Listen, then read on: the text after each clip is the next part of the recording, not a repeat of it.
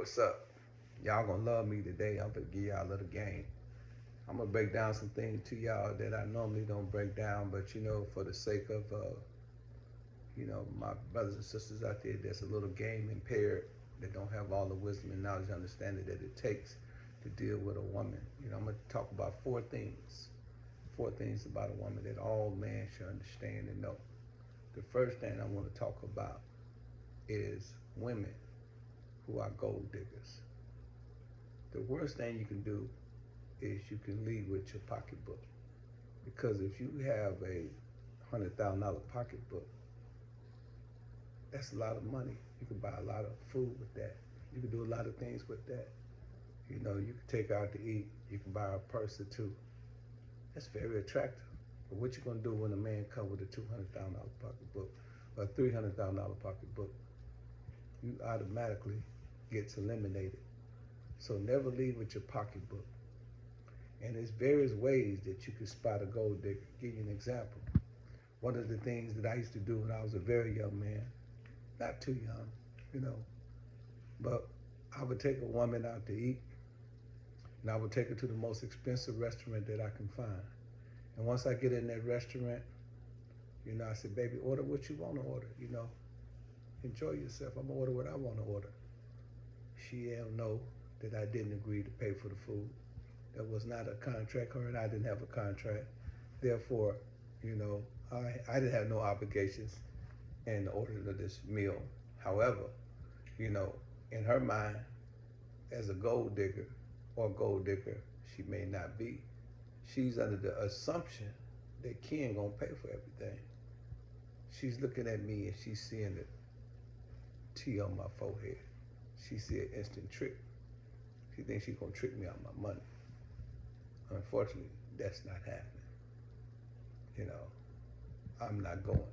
However, so once I get in the restaurant and we get to eating, she ordered all the food. I get up casually. I go holler at the waiter or the waitress. I say, hey, how much is this meal? It's X amount of dollars, $150. Okay. I give them a $20 tip. I go back to the table. When she ain't looking, I put the bill up under the plate. And then I tell her I left my wallet in the car.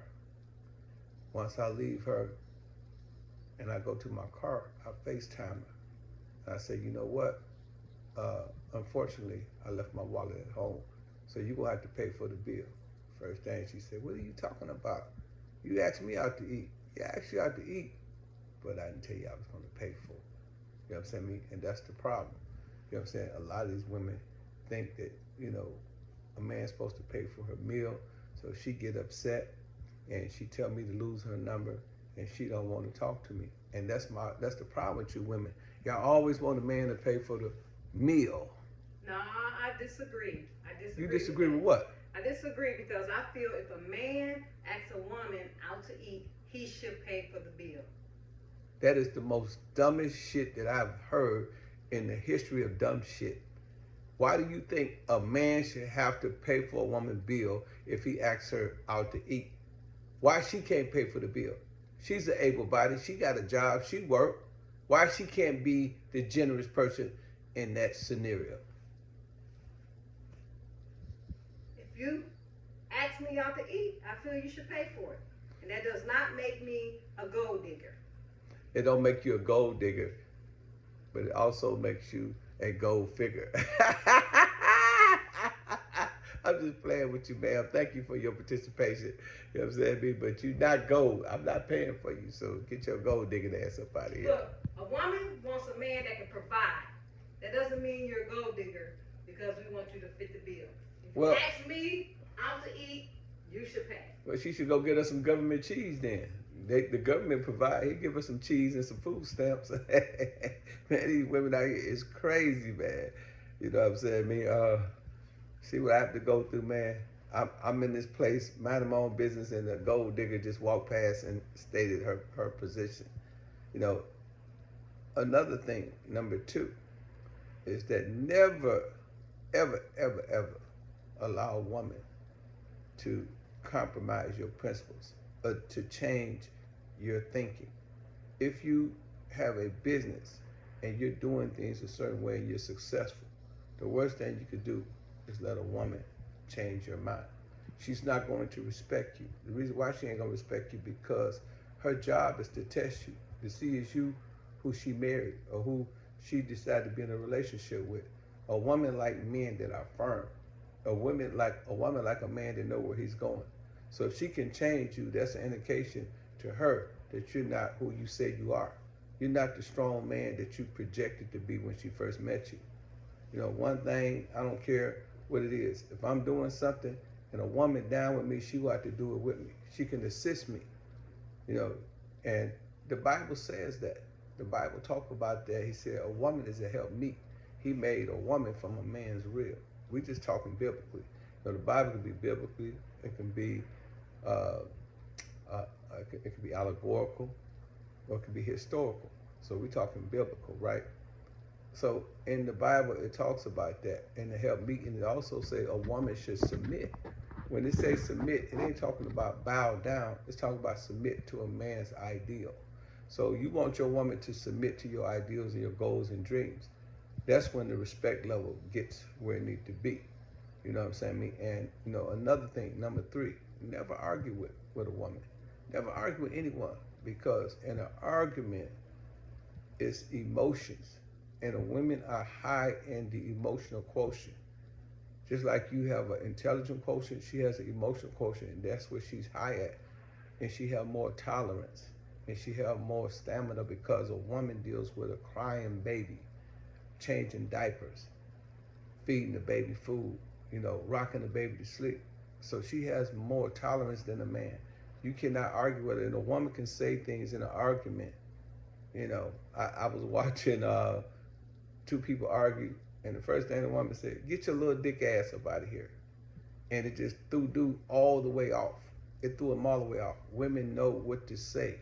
They are professional one-hitter quitters. They could say a one-hitter and would throw the whole argument off. And plus, when you argue with a woman from a distance, the people don't know who's the fool, you or her. All they know is 2 fools is arguing. Never argue with a woman, never argue with anyone. You know what I'm saying? Always remain silent, hold your peace. The strength is in your silence, in your quietness. That's where you get your power from. When a woman cannot get what she wants out of you, she will start filling in the blanks. You don't love me. Why you ain't talking to me? Oh, you ain't got nothing to say. Oh, it's like that now. You know, and she'll start correcting herself, and she'll start feeling a self-accusatory spirit, and she'll start apologizing after so long if you don't engage in the argument. But if you do engage, God gave a woman the same thing he gave a skunk, a white stripe and a belly full of funk. She's going to demolish you. Then the last thing, number 4 that I want to talk about is don't tell a woman everything. When I was a little bitty boy, you know, my daddy, I seen him talking to a lady, and she was my, I think my 2nd grade teacher. And I said, I'm telling mama. And he looked at me, he said, boy, you telling your mama everything ain't for everybody. He said, you can't tell a woman everything. He said, I ain't doing nothing, son. He said, but if you tell your mama this, it's gonna break up our relationship. She's gonna be upset with me. We're gonna be fighting all night and all day. He said, and remember this, son, as you get older, if a woman tell you that she can handle something and you can tell her everything, that's really a red flag. He said, because the minute you tell her what she want to hear, she's going to weaponize that against you. He said, but don't never tell a woman everything. Don't never give a woman all the information. And then this is a bonus one. Always control the money. If you're dealing with a woman and she didn't earn the money, she went out there in the gym with you shooting jumpers, if she went out there on the construction site, if she wasn't in the office, you know what I'm saying, if she wasn't on the highway with you getting the paper, don't let her control the money, because she's not going to have any value on the money. A woman that's a stay-home woman should stay home. A woman that works a regular job and just getting by, and she ain't getting the kind of money you getting, then you got to let her stay in her place. Yeah, it's cool to level her up, but when you level up, you got to make sure that she know that you the boss and that you're going to be controlling everything. Even in the game, a lot of people don't understand why the guys in the game have to control the money. One of the reasons why they control the money, because if they don't control the money, she's not going to be able to decipher when she's making mistakes. She's not going to be able to decipher that she's spending too much money with the weed man. She ain't going to be able to decipher that she's drinking too much alcohol. She ain't going to be able to decipher that drugs is bad for her. She's going to start indulging in drugs, and once she get into drugs, she make a lot of money, she's going to do a lot of drugs. Because money just allows you to do more of what you want to do. So a lot of times in the game, we try to, control that behavior, that indiscriminate spending. Even in a marriage or a relationship, somebody got to be the one who has some sense. A lot of times women, they shopaholics. They go to Fifth Avenue, they go to Lenox, and they just spend all that money. They buy that new Gucci purse, $5,000 purse. That's $5,000 could have been made into an investment that we could have flipped 4 or 5 times and then bought the purse. She don't buy the purse. She don't look at it like that. She just look at it as money, and it's here, and I want to spend it. So yeah, men, like I said, watch out for gold diggers. Never let a woman change your thoughts. Never argue with a woman, and always, keep some things to yourself. Don't tell a woman everything, and control the money. Control the money. Well, I got to go, so man, I want y'all to meet me at the King of Diamonds on April 4th for the HHF 2026 award, the 5th annual HHF awards. Also, I want y'all to go to audible.com and get my book, and just type my name, Pimpin, in the search box, and my book will come up. And then last but not least, every Monday, if you're in Atlanta, go to 5456 Fayetteville Road, and you can perform for free. You get in free. Everything is free. Artists, A&R executives, producers, everything be there. We all be just chilling. And this Monday, we got the East Side Boys album release party. So there's gonna be a lot of celebrities in the building, and everything is 100% free. Anything that's free is okay with me. Peace. I'm out. Ladies and gentlemen, it's the 2025 HHF Awards. That's right, going down April 4th at the King of Diamonds. Y'all see, it was really live last year, man. And if y'all want tickets, just hit the barcode. That's right, hit the barcode at hhfmedia.com. Hit the picture, and you can get the thing. If you want VIP, hit me up at 404-790-9627. And for performance, peace, HHF. Y'all be there or be square. You know what's going on, man. It's only one way to do it, man. Real peace shit.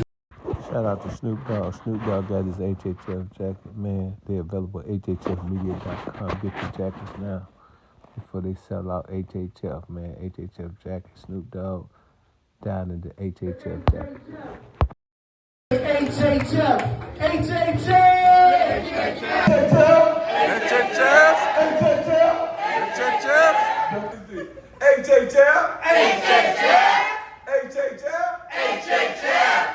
HHF. HHF. HHF. HHF. HHF. The ambassador of HHF. Salute to everybody in the HHF family. This is the Cleveland chapter. This is Dollar Bill right here. We appreciate you, Ken. Everybody behind that camera on that side of it. For the people over here in Cleveland, Ohio. Much respect. It's about financial literacy. Let's get that right. We get everything else right. I'm here to heal. I'm here to heal. I ain't gonna lie to you, you know what I'm saying? The American Health Association doesn't have our best interests in mind as melanated folks, so, you know what I'm saying? We're here to change the narrative. Not for it. Boogeyman, hey man, say man, you already know what's going on. From the ATL to the 216, man, we HHF. And that's what I want everybody to understand. It's our culture, our call. That jacket I give you, let me see that right quick. Hip hop fraternity jacket, varsity jacket. But it says something on it that's very important. I don't know if the people can see that. The culture, our call. Our culture, our call. Yep. So when we think about it, right? Now this here is going to be very profound what I'm about to say. And make sure you go get my book, The 48 Laws of Game. That's right, Pimpology, The 48 Laws of Game. You can get it at audible.com. All you got to do is type my name, Pimpin Ken, when you get to audible.com. And this book is